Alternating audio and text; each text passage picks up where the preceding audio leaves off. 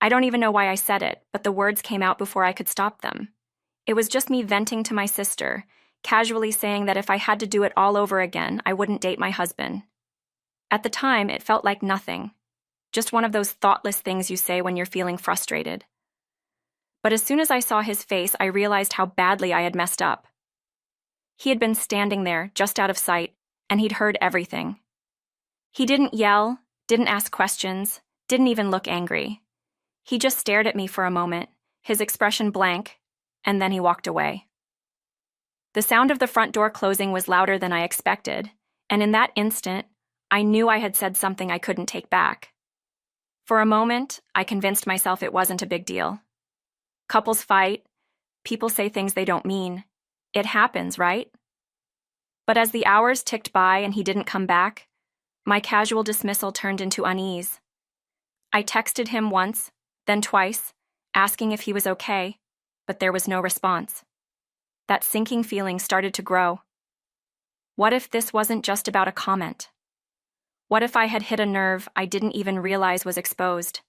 It wasn't just about him leaving for a few hours. It was the fear that maybe, just maybe, I had planted a seed of doubt in his mind, one that could unravel everything we'd built together. What if this time he didn't come back at all? I tried to brush it off at first, convincing myself he was just being dramatic. I even laughed it off with my sister, telling her he'd come back once he'd cooled down. But as the night dragged on and the house stayed eerily quiet, my annoyance started to mix with panic. I kept telling myself that he was fine, that he'd walk through the door any moment, but deep down, I couldn't ignore the knot in my stomach. I texted him again, something casual like, "Are you okay?" But when the silence stretched into hours, my frustration grew. How dare he ignore me over something so small? By the time I finally went to bed, I was restless, my mind bouncing between anger and worry. I hated how powerless it made me feel, like the control I thought I had over our relationship was slipping through my fingers. The next morning, his side of the bed was still untouched, and that uneasy feeling I'd tried to suppress the night before hit me like a wave. His toothbrush was still in the bathroom, his shoes still by the door. It was like he'd just vanished. I texted him again, this time less casual. "Can we talk?" Still nothing. The silence was unbearable, and my irritation began to bubble over. Was this his way of punishing me? Of trying to make me feel guilty? I told myself I wasn't the one at fault. If he had a problem, he could have stayed and talked it out like an adult. But even as I tried to justify my actions, the knot in my chest grew tighter. I hated feeling ignored, hated how this silence made me question everything. For the first time, I started to wonder, had I gone too far this time? Was he really done with me? The thought terrified me, but I wasn't ready to admit it just yet. By the time the second evening rolled around, the silence in the house felt unbearable. I was sitting in the kitchen when I heard the front door finally open. Relief washed over me, but it was short-lived. Derek walked in, calm as ever, but there was something different about him, something resolute. He didn't yell or throw accusations. Instead, he simply said, "We need to talk." His tone was steady, almost cold, and it caught me off guard.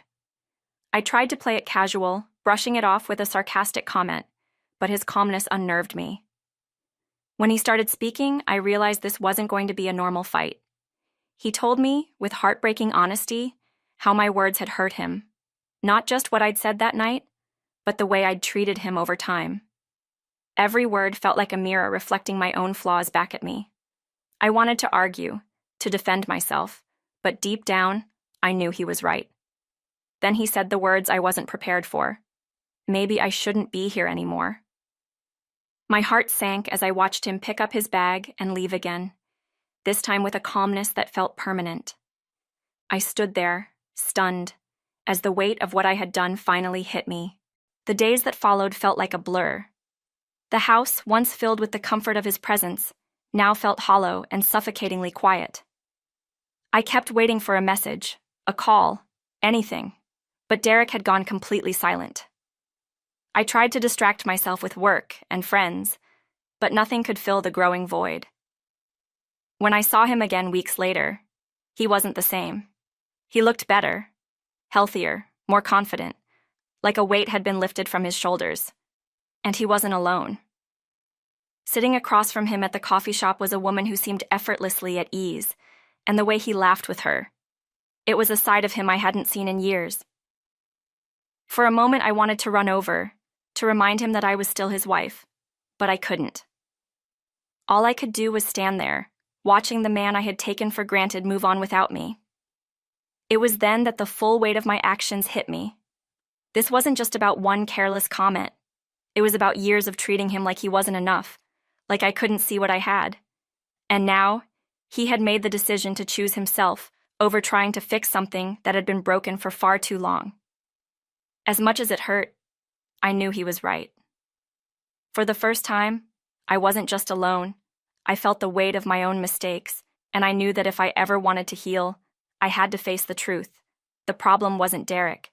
It was me.